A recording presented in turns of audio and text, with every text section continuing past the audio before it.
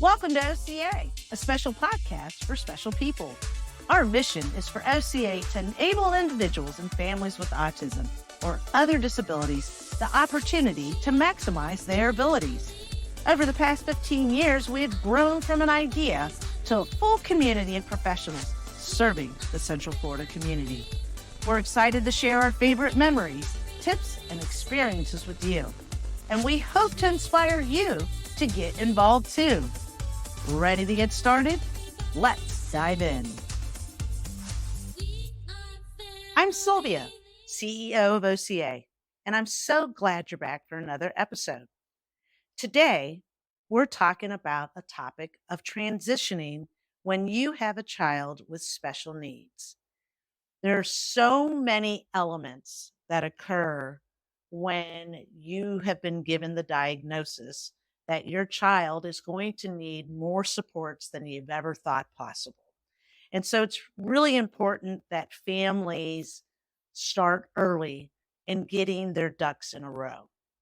And this starts from the moment that you've gotten the diagnosis. We cannot stress enough the importance of early intervention. It is critical for families to get their child in the appropriate early intervention program, to find the therapist that will work with your family to help your child gain those skills that are necessary in order to navigate the world today. It's also critical that you find the right school setting. There are many schools out there, whether it is public, whether it is private, whether it is charter schools, that can give you the appropriate educational setting for your kids. But it's really important that you talk to families that have been going down this road and you get their advice as well.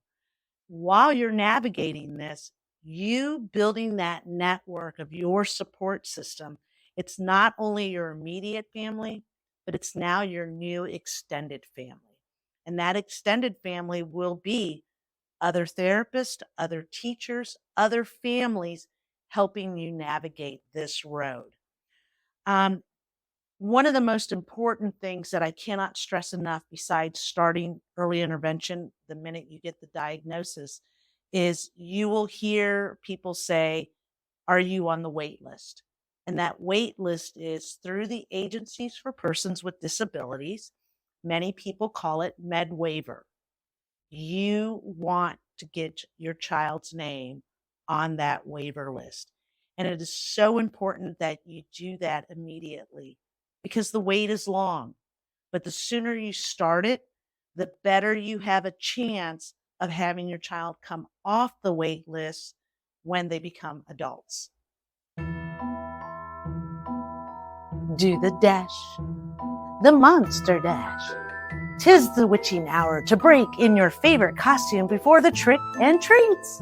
Stop for a spell this October with your family, coworkers, and friends at OCA's 4th annual run event to benefit services for people with autism and other disabilities. This year's Monster Dash includes 3 ghostly affairs: a 5K, a kids' fun run, and a family stroll that's a quarter-mile lap. Ready to be the ghostess with the mostest? Sign up today to race, give a donation, or become one of our spooky sponsors at gooca.org/monster-dash or click the link in the caption wherever you're listening to our show. We can't wait to walk, run, or roll with you October 14th at 7:30 a.m. in Blue Jacket Park in Baldwin Park. Presented by Taylor Morrison Home Funding, Inspired Title Services, Mattamy Home Funding. Another thing that's important for you to do is to make sure that as your child is turning 14 years of age, they will start talking to you in the school system about transitioning. And what they're talking about is looking ahead for when your child turns 18 years of age. At 18 years of age, many families have to make the decision of what type of care does their child need and who is responsible for that care. And will they need support? So there's the terms that are thrown out as guardianship, guardian advocacy, power of attorney, dual power of attorney. My recommendation is please start researching sooner rather than later. But by the age of 18, when your child turns 18, they are legally an adult. And if something happens and you do not have guardianship of them, you may not be able to help support them if something was to happen. So please, I cannot stress that enough. Please look into everything that's involved with your child and their guardianship. What happens when school's over with? While you're in that transitioning period, hopefully the schools are talking to you about the roadmap of what's next in your child's life. Are they employable? Are they in project search? Are they in voc rehab? Will they need to be in a day program? These are all scenarios that you need to start navigating in that age range of 18 to 21. Because once your child turns 22, upon graduation, they will not be able to go to the public school anymore.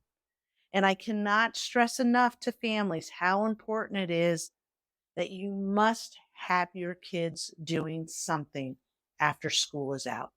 Sitting at home is not an option. All of the skills that you guys have been working so hard on for the last 18 to 20 years will go away if they do not continuously stay engaged. And so it's really, really important that you find the appropriate resources to help you navigate these roads. At OCA, we are more than happy to talk to you through these transitional periods. On our website, we have different resources that you can navigate on our resource page. Our compliance specialist, Yvonne, is amazing with being able to share different elements of the APD waiver, CDC Plus, Social Security. She's just very knowledgeable in all of those areas. Margaret, our COO, is also a plethora of knowledge that she's always willing to share and talk with families about ways to help navigate through the system. But it's important that you start sooner rather than later.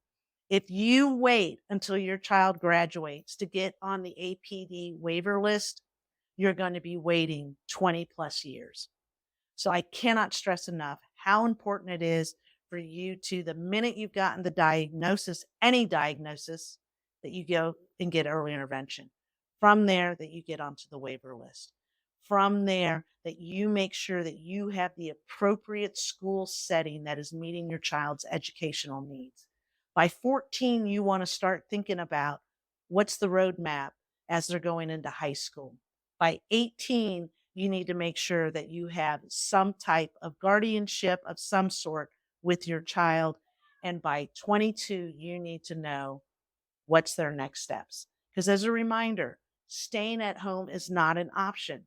And it's really, really critical for you all to make sure that you are finding the appropriate setting to help your children continue to learn and grow. Thank you for tuning in into this week's episode. We can't thank you enough for spending a few moments of your day with us. If you want to find out more about OCA, log on to gooca.org. Follow us on Instagram at OCA for You, and follow us on Facebook at OCA, a special place for special needs. To donate, head to oca-giving.org. And to make a free and immediate impact, leave a review on our podcast. Give us a 5-star rating and share it with a friend. See you again soon for another episode of OCA, a special podcast for special people.